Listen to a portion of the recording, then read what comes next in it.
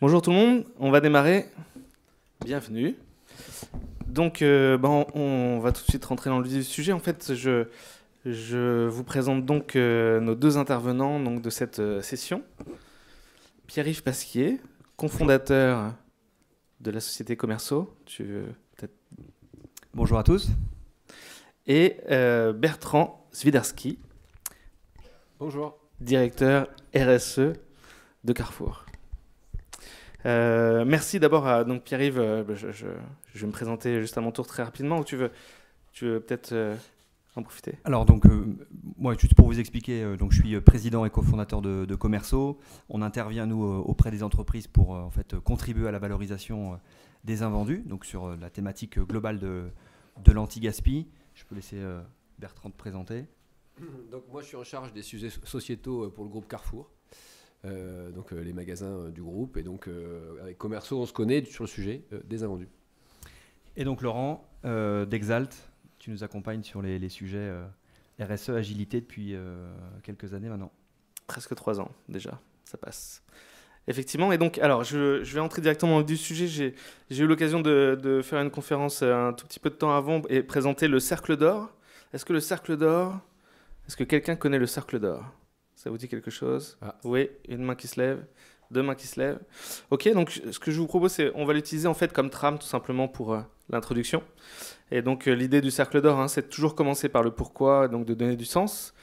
Et donc Pierre-Yves, je vais te donner la parole en premier, si tu veux bien. L'idée, c'est que tu puisses nous présenter la raison d'être de Commerceau, d'abord, et ensuite la raison d'être, le pourquoi du projet, de l'initiative en commun que vous avez développée avec Carrefour.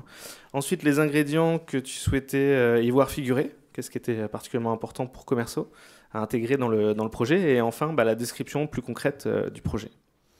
En fait, Commerceau donc est né en 2013. Nous, notre raison d'être, en fait, c'est de contribuer à éveiller en fait les consciences des hommes plus globalement et accompagner en fait opérationnellement les organisations dans la valorisation des ressources au sens vaste du terme, dans l'objectif en fait de contribuer à construire un monde qui soit plus responsable et plus durable. Et donc dans ce cadre-là, en fait, on a commencé à travailler avec Bertrand au lendemain en fait du confinement. Donc juste pour remettre un peu de contexte.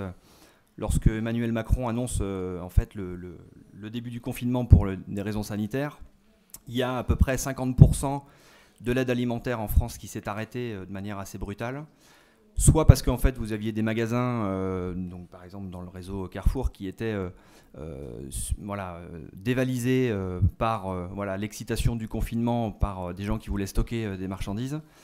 Et de l'autre côté, beaucoup d'associations qui, elles, peuplées de bénévoles, en fait, se retrouvaient en fait, avec des personnes à risque et donc confinées, et donc une grosse difficulté à pouvoir assurer leur collecte. Et le gros paradoxe de ça, c'est qu'elles devaient générer autant de dons, puisqu'il y avait une forte hausse en fait, de la demande, parce que forcément beaucoup de personnes eux aussi confinées, et donc une très très forte hausse de la solidarité. Donc en fait, vous avez eu une rupture assez globale de la chaîne de solidarité. Et donc on s'est le mardi, le premier jour du confinement, et le jeudi, on s'est parlé avec Bertrand pour voir dans quelle mesure on pouvait mettre à disposition nos compétences, à contribuer de rebrancher en fait cette chaîne de la solidarité. Non, je pense que c'est intéressant peut-être aujourd'hui, c'est le Cercle d'Or, je connais pas, mais c'est de témoigner de l'aventure. C'est une vraie aventure. Nous, Commerceau, on travaillait déjà avec Commerceau, mais de manière normale, que ce soit la fondation, avec Astrid, qui est présente ici, qui est la chef de projet, et la solidarité, etc. Mais quand même, arrive quelque chose de grave pour nous, c'est-à-dire qu'on ne peut plus donner. On donne, vous savez, la grande distribution, donc Carrefour, on donne environ 100 millions de repas par an, qui sont les invendus. On a 1600 associations qui sont partenaires, etc. Et ça, d'un seul coup, le 17 mars, on n'a plus.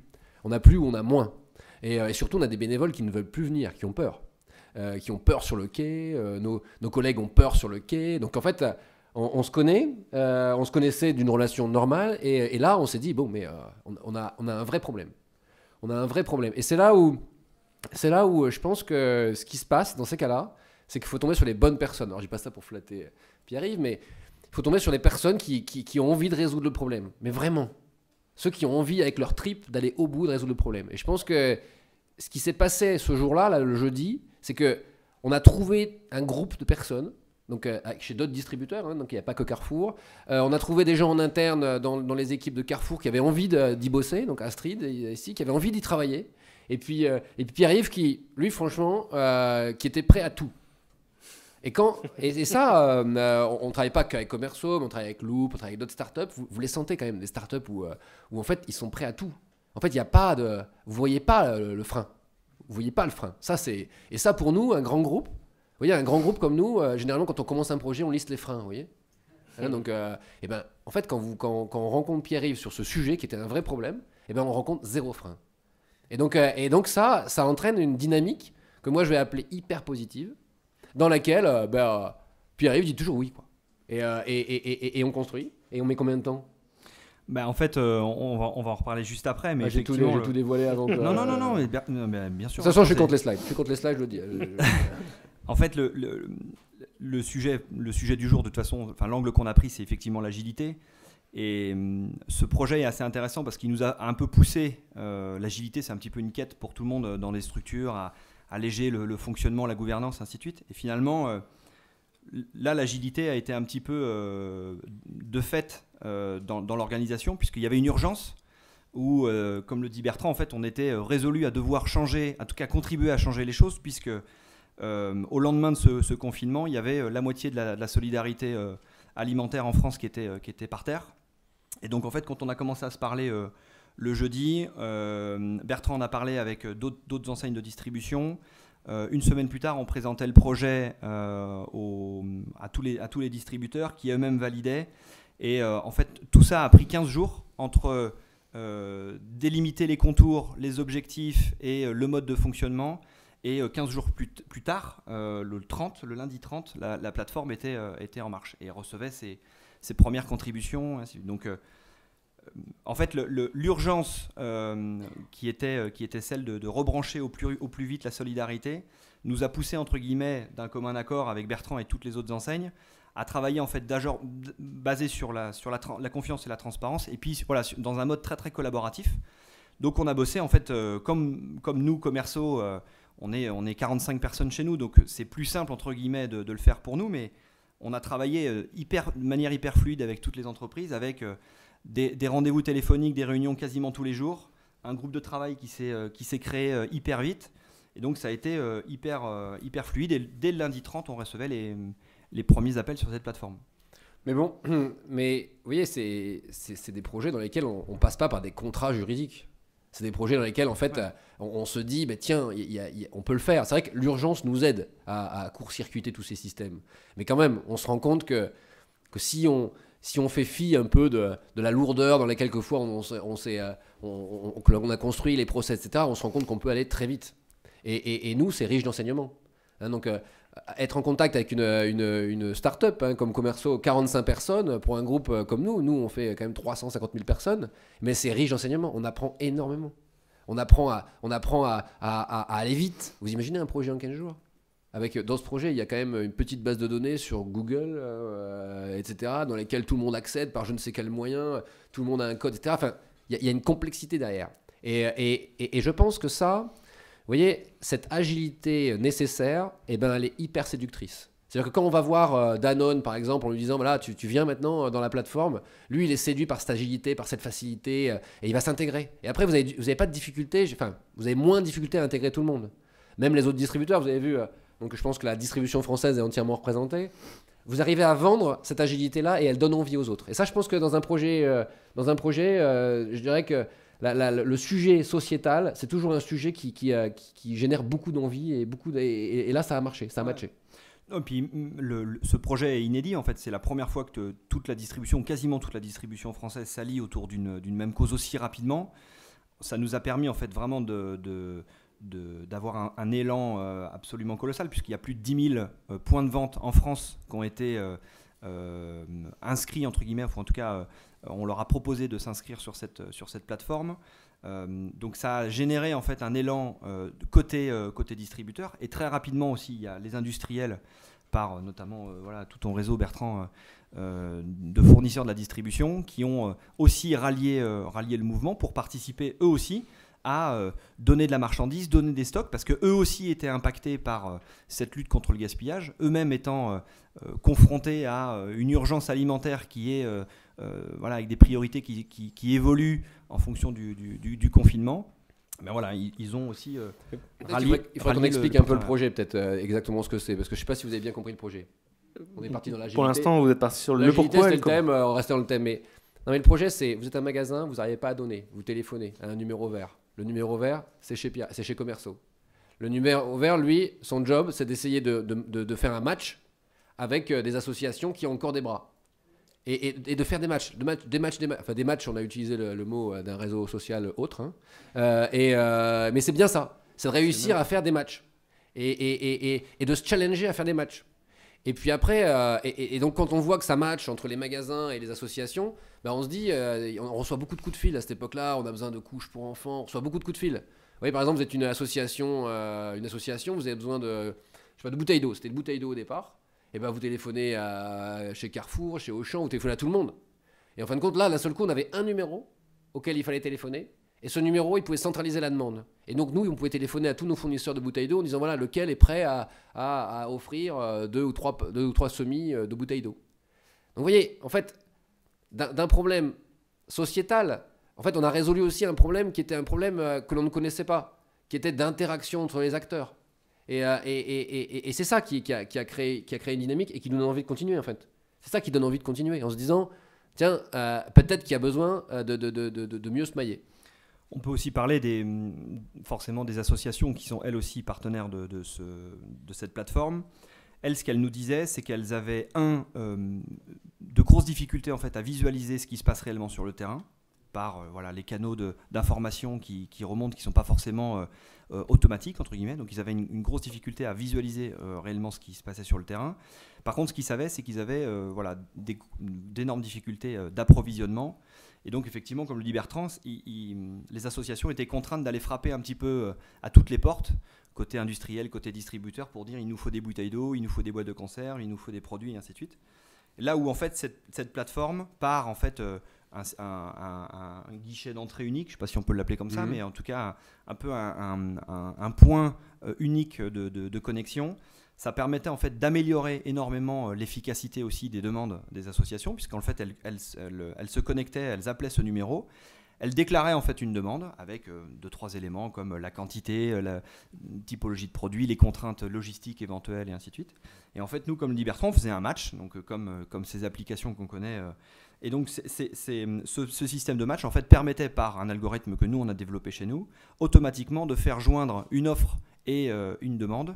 En fonction. Et donc l'intérêt de cette plateforme, c'est que ça permettait aux associations, là en moyenne les associations qui ont été contactées, ont contacté la plateforme, ont fait 3 matchs en moyenne, donc c'est-à-dire qu'elles appelaient une fois et on leur renvoyait, entre guillemets, 3 contacts pour des dons de marchandises. Alors ça fait une bonne transition justement sur les résultats que vous avez obtenus avec une plateforme, donc on le rappelle, développée en plein Covid, et en 15 jours, c'est ça, en mobilisant l'intégralité des ressources de l'entreprise à peu de choses près. Ouais, alors juste pour la blague, Bertrand, je pense pas avoir dit oui à tout. En tout cas, moi, j'ai pas entendu non, moi. En tout cas, on a essayé de trouver les solutions pour que ça se fasse, mais pour les résultats, en fait, on a en un peu plus de 2 mois de confinement, on a réussi à valoriser un peu plus d'1 million d'euros de valeur de marchandises. Venant d'entreprises, donc distributeurs et aussi des industriels. C'est la barre des 450 000 équivalents repas qui est dépassée. Donc on est à la fois très fiers et plein d'humilité, c'est-à-dire que 450 000 équivalents repas dans l'absolu, c'est beaucoup et c'est très bien. Par contre, c'est quand même une goutte d'eau dans l'océan des besoins concernant les associations. Donc effectivement, l'objectif, c'est pas de s'auto-satisfaire de ça, et c'est plutôt d'aller vers quelque chose encore plus impactant. Mais concrètement, en fait, ça permet de valider en fait l'intérêt de ce projet, puisqu'il y a un peu plus de 100 associations qui ont bénéficié, 120 exactement associations qui ont bénéficié en fait de matchs. Donc ça prouve en l'espace de quelques semaines que des grandes entreprises comme le groupe Carrefour, des toutes petites comme la nôtre, et tous les partenaires qui ont participé, donc les autres distributeurs, les industriels, les associations, en fait, en travaillant sur un esprit très collaboratif, de transparence et de confiance, basé sur l'agilité, parce que forcément, quand on est tous confinés en visio, en Google Meet et ainsi de suite, forcément, vous travaillez de manière différente. Et en fait, ça a déplacé juste des montagnes. En fait, non. Donc, on a réussi à faire quelque chose où je pense que quand on s'était appelé le jeudi pour commencer à en parler, on n'aurait jamais imaginé que ça génère un tel impact. Ok, très bien. Donc, et quel bilan, alors, respectivement, vous pouvez en tirer de cette initiative commune, de ce que ça a pu donner? Non, mais un premier bilan, c'est que c'est ce travail avec les startups, ce travail avec les entreprises agiles, qui est une rencontre entre des acteurs et qui, ça, nous fait accélérer. Ça, c'est incontestable. C'est incontestable que nos entreprises, elles ont tout intérêt à créer une dynamique positive avec tous les entrepreneurs, quelle que soit leur taille, pour accélérer. Et l'accélération dans le domaine de la transition alimentaire pour tous, qui est notre raison d'être chez Carrefour, elle est fondamentale. On ne va pas assez vite. On va vraiment pas assez vite. Sur le plastique, sur la conversion bio, sur la suppression des pesticides, on ne va pas assez vite. Et on doit accélérer. Et pour accélérer, il nous faut des partenaires, des bons partenaires. Des partenaires qui ont les crocs, des partenaires qui ont envie, des partenaires qui veulent réaliser une transition le plus vite possible. Et c'est pas si facile que ça à trouver. Croyez-moi, c'est pas, il suffit pas de claquer les doigts et de dire bon, Carrefour, qu'est-ce qui va nous aider? Vous trouvez pas toujours le partenaire adéquat qui va vous faire accélérer. Et notamment qui va vous faire accélérer en faisant une action concrète. Vous savez, il faut que ce soit hyper concret tout de suite. Dans le domaine de la distrib, c'est impossible d'être sur un concept. Vous n'arrivez pas avec un PowerPoint, avec un concept chez nous. Chez nous, vous arrivez avec une solution qui sera en magasin, qui sera visible du client, si on parle des plastiques, si on parle de la biodiversité, et qui sera visible du réseau associatif. Mais pour nous, ce qui est clé, c'est de trouver le partenaire qui sera très concret et très rapidement. Et ça nous fait accélérer. Donc c'est le premier enseignement qui confirme quand même quelques tendances, parce qu'on a d'autres partenaires avec lesquels on accélère, qui sont Mimosa, qui sont Loop, qui sont des acteurs avec lesquels je trouve qu'on a une bonne synergie pour accélérer. Et puis le deuxième enseignement, c'est que bon, déjà nous il y a un deuxième enseignement, c'est que nous on a pris beaucoup de plaisir en interne à travailler entre RSE, solidarité, communication, magasin, fondation, qui sont des, vous savez, pour ceux qui ont travaillé avec moi savent, c'est assez difficile de découper dans une entreprise comme la nôtre la notion de solidarité et de responsabilité sociétale. C'est pas inné. Souvent, dans l'esprit de beaucoup de monde, la RSE, c'est de la solidarité, c'est du mécénat, etc. Donc, on a mis des années à découper un peu. Nous, la RSE est vraiment dans un domaine du business. Comment le business apporte des solutions à la société. La fondation, c'est totalement différent, c'est du mécénat. La solidarité aussi. Donc, et là, on s'est retrouvés tous ensemble, Astrid. C'était plutôt, on n'avait plus de barrières. Et ça, c'était un deuxième enseignement important pour nous en interne. Puis le troisième enseignement, c'est que il faut continuer. C'est que cette problématique sociétale que l'on a rencontrée, donc je ne parle pas de l'absence de bras, etc., mais la problématique sociétale qu'on a rencontrée d'un manque de coordination pour l'aide alimentaire, je pense que devant nous, elle est colossale. Donc on risque de faire face dans les prochains mois à ce type de demande. On ne reviendra jamais à la situation d'avant. D'accord, donc oui, on a encore besoin d'unir nos forces. Et la difficulté qu'on va avoir, c'est que quand vous avez fait un projet comme ça à fond la caisse, pour remettre du fuel dans la machine et refaire un autre projet avec cette même dynamique, c'est compliqué. Donc ça va être la troisième, c'est le troisième ou le quatrième?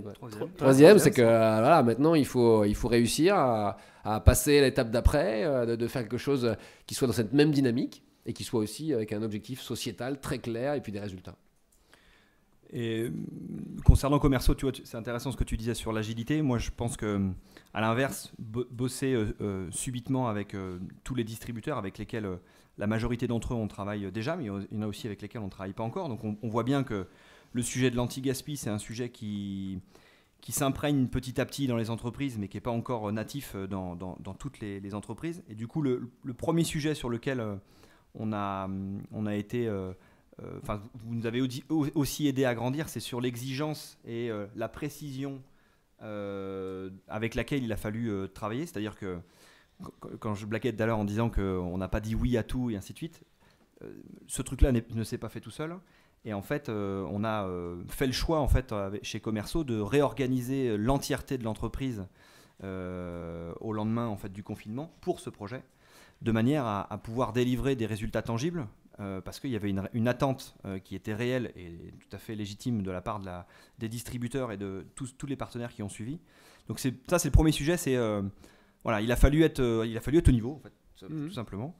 Le deuxième sujet, moi je pense sur le bilan, c'est je pense que cet exercice-là a fait preuve par l'exemple de la légitimité et de l'avenir des solutions sur l'anti-gaspi. Ce que je disais juste avant sur le fait que c'est un sujet qui s'imprègne de manière progressive dans les entreprises. Nous, on s'est créé en 2013. Le début de l'idée de Commerceau m'est venu en 2009. Rappelez-vous, chacun d'entre nous, on était en 2009, mais on ne parlait quasiment pas d'anti-gaspi, quand bien même, je pense que tous les gens qui sont ici présents sont sensibles au sujet. En 2009, probablement, on ne parlait pas de l'anti-gaspi, et voilà, parce que c'était encore peu un sujet. 10 ans plus tard, c'est devenu une évidence. Donc on voit que les choses progressent.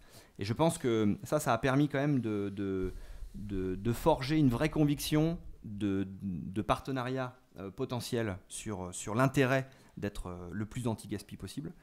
Et le troisième, c'est un message plutôt pour l'équipe en interne, c'est que ça a fait des nuits courtes parfois, parce que forcément, il a fallu être au rendez-vous. Mais on fait assez régulièrement dans l'entreprise, on fait des baromètres en fait, de satisfaction de l'équipe sur le projet Commerceau. Et ce projet de plateforme est ressorti comme une fierté, un engagement, une envie d'y retourner, tout simplement. C'est-à-dire que quand bien même les nuits ont été courtes et qu'on a tous vécu le confinement, gérer les enfants, ainsi de suite, c'est pas simple. En fait, ce projet ressort comme une fierté d'avoir participé en fait, à sauver ces plus de 200 tonnes de marchandises et voilà, qu'elles soient routées non pas vers la poubelle, mais vers des associations qui en avaient besoin. Voilà, c'est un peu les trois grands sujets. Et ça a été un long feu tranquille ou vous avez rencontré quelques difficultés quand même sur le chemin? Non, c'était hyper simple. Ouais, facile, franchement. Non mais la difficulté, c'est de convaincre.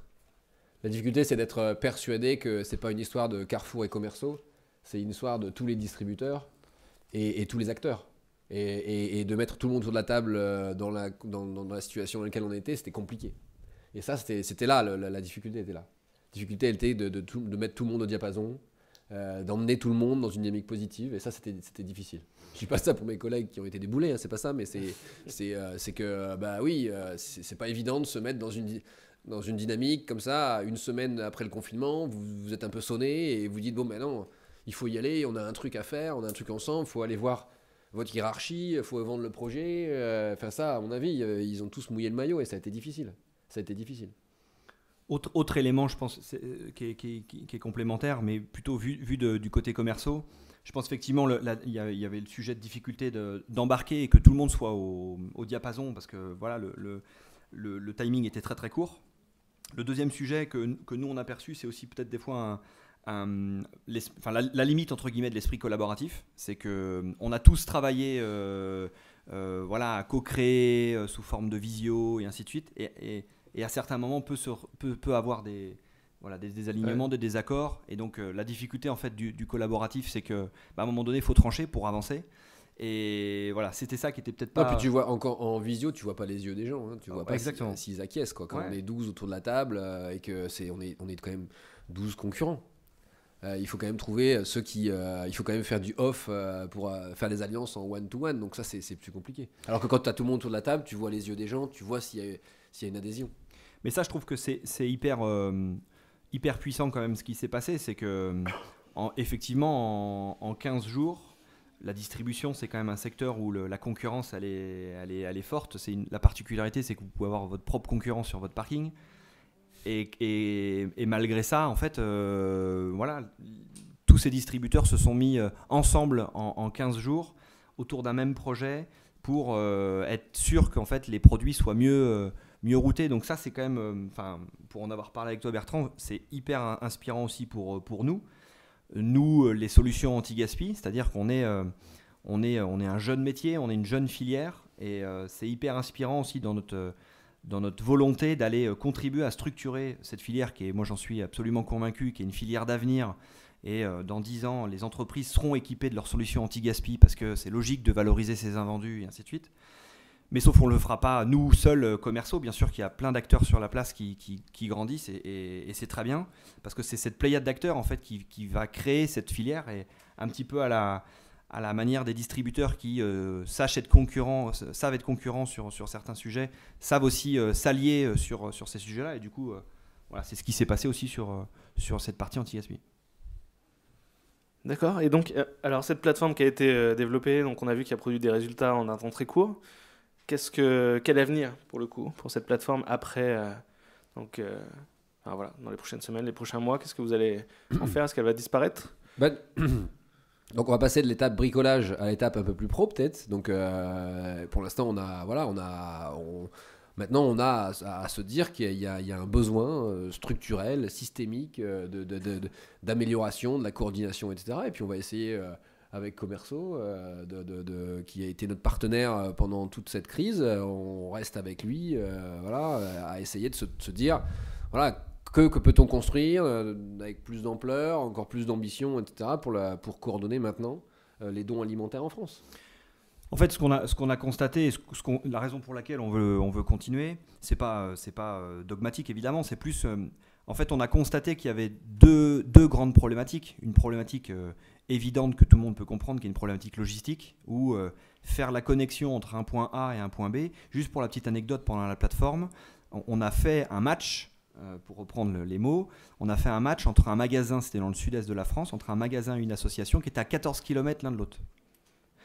Et ça s'est fait comment? Ça s'est fait par le digital, par cette plateforme, alors que techniquement, on se dit, bah attends, une association et un magasin, entre 14 km, ils peuvent se parler. La réalité, c'est que non, parce que voilà, tout le monde est structuré comme il l'est, et l'activité faisant, c'est pas toujours simple.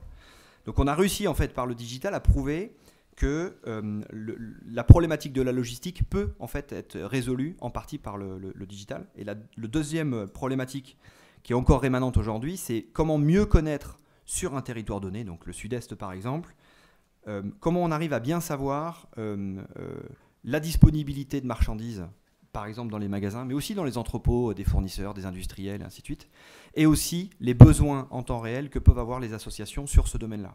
Et en fait, c'est cette perte en ligne de l'information entre l'offre et la demande qui génère, ce que disait Bertrand au tout début, les associations qui peuvent aller frapper à toutes les portes, les distributeurs qui sont en fait assaillis de coups de fil parce que ne savent plus à qui répondre, et voilà. Et en fait, ça génère un espèce de grand bruit, entre guillemets, un petit peu désorganisé, parce que chacun fonctionne dans son coin. Et donc, plutôt sortir en fait de la gestion un petit peu bilatérale des connexions, mais pour aller plutôt vers un esprit plus collaboratif, plus multilatéral. Et donc, la raison, effectivement, pour laquelle on veut continuer, c'est que ces deux problématiques, malheureusement, elles sont toujours présentes. C'est-à-dire cette problématique de logistique, elle demeure.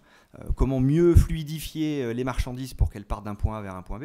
Et puis, cette connexion, cette information en temps réel de quelle est l'offre, quelle est la demande, ça aussi, c'est toujours un sujet. Donc, on continue de travailler main dans la main avec Carrefour et voilà, tous les autres partenaires sur être sur un projet encore plus impactant. Très bien, merci beaucoup. Si les gens devaient repartir avec une seule idée, ce serait laquelle pour vous? Qu'est-ce que vous avez envie de délivrer comme message principal? Collaboratif, quoi, ensemble, un truc du style ensemble on est plus fort, un truc où on peut, quand on a un vrai sujet sociétal, on se met ensemble et on trouve une solution rapide. Quand on a un vrai problème, il faut qu'on ait un vrai problème, faut pas s'inventer des problèmes, il faut un vrai problème. Et vraiment, on se dit, on se met ensemble. On n'essaie pas d'être pour sa paroisse, etc. On se met ensemble et on peut le résoudre. C'est possible, donc. C'est possible. D'accord. Et c'est possible. Oui, vous l'avez prouvé. Hein. D'accord. Dans le même sens, moi, ça serait le côté...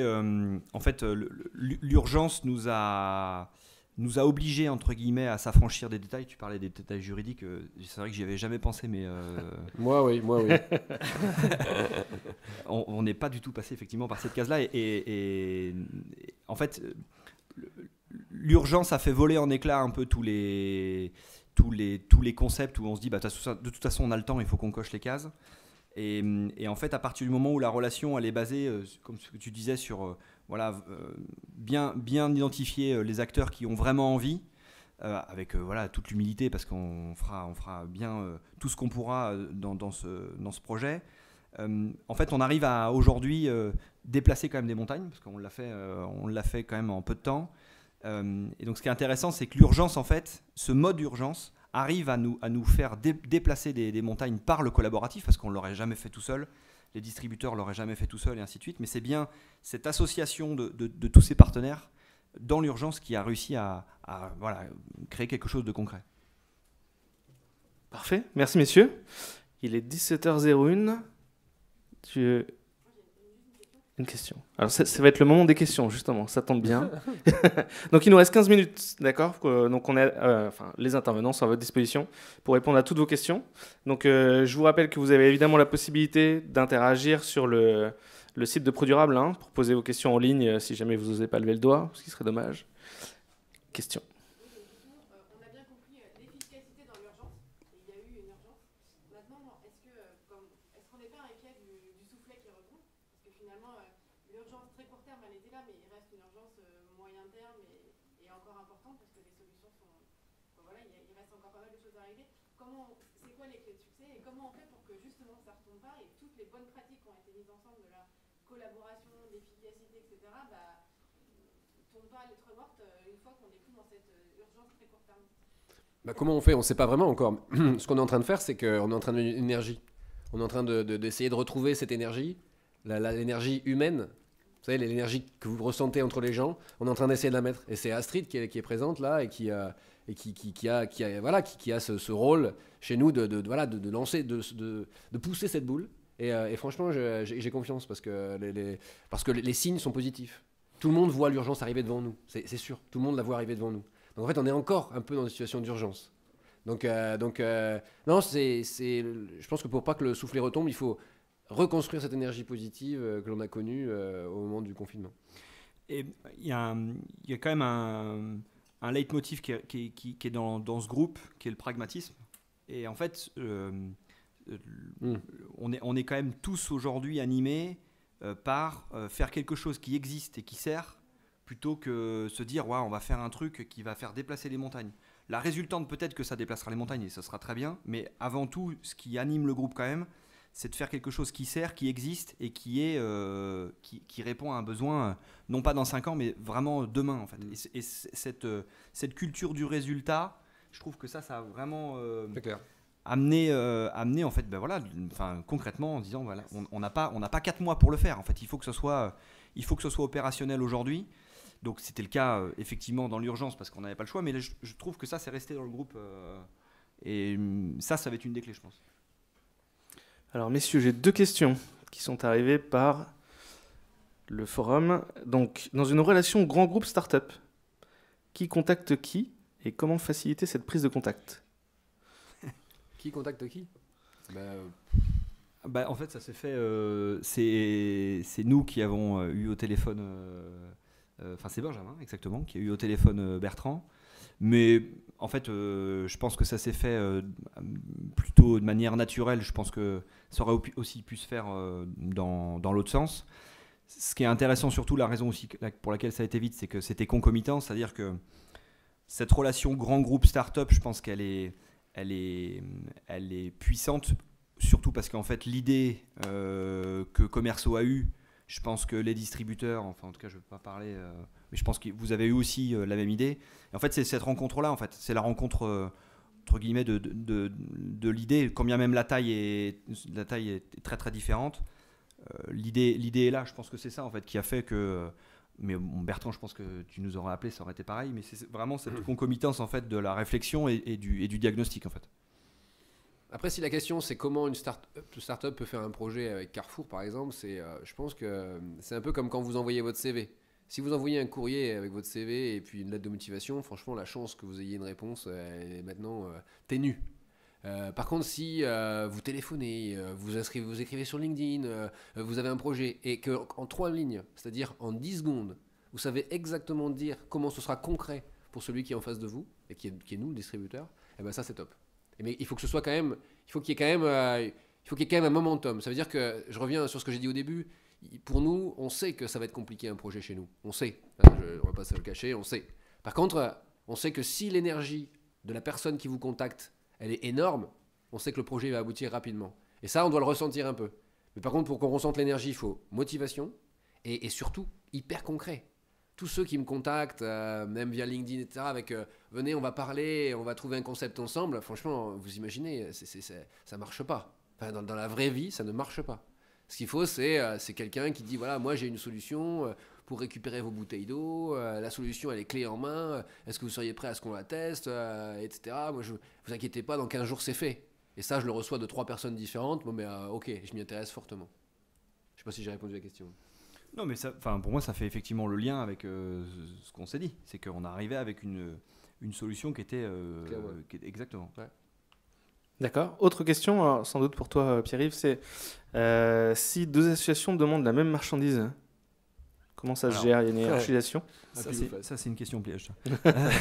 En fait, on n'est pas trop rentré dans ce détail-là pour plusieurs raisons. Un, parce qu'en fait, le nombre d'appels qu'on a eu représente à peu près 400 appels à l'échelle du territoire français. Donc, faites l'exercice de mettre 400 épingles sur le territoire français. En fait, les épingles sont encore pas très très concentrées.